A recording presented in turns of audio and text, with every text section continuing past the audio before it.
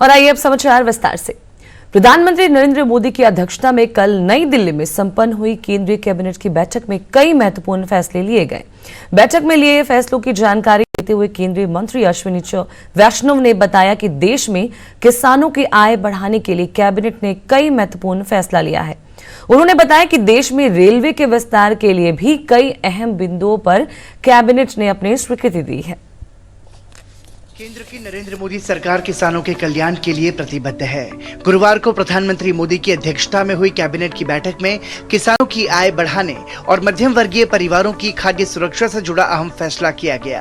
केंद्र सरकार ने प्रधानमंत्री राष्ट्रीय कृषि विकास योजना के साथ ही कृषि उन्नत योजना को भी मंजूरी दी है।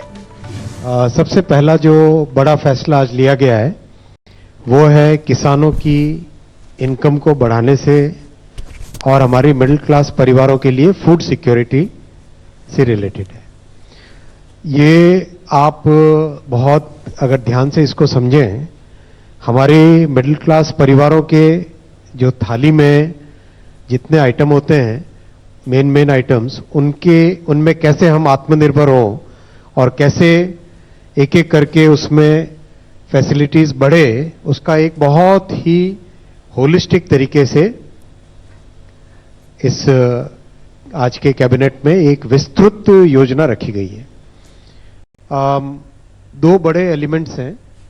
एक तो है पीएम राष्ट्रीय कृषि विकास योजना, दूसरी है कृषि उन्नति योजना।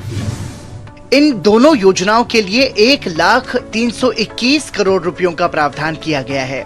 किसानों की आय बढ़ाने के लिए ये योजना काफी अहम है। दोनों योजनाएं कृषि उत्पादकता और मध्यम वर्गीय परिवारों की खाद्य सुरक्षा के लिए अहम है। इन योजनाओं का क्रियान्वयन राज्यों के सहयोग से किया जाएगा। इसमें खेती की चुनौतियों से निपटने के लिए प्रावधान किए गए हैं। योजना के तहत कृषि के अलग अलग पहलुओं को शामिल किया गया है।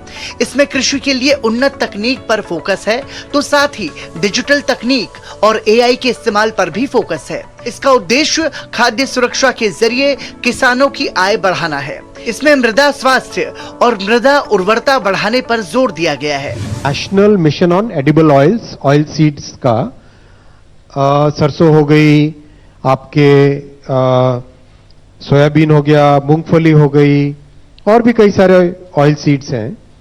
उन सब के लिए total 10,103 crore rupees. Oil seeds, basically edible oils, form a very important component of our food security. For every middle class family, for every low income family, it's a very important component, very important annual or monthly expenditure item.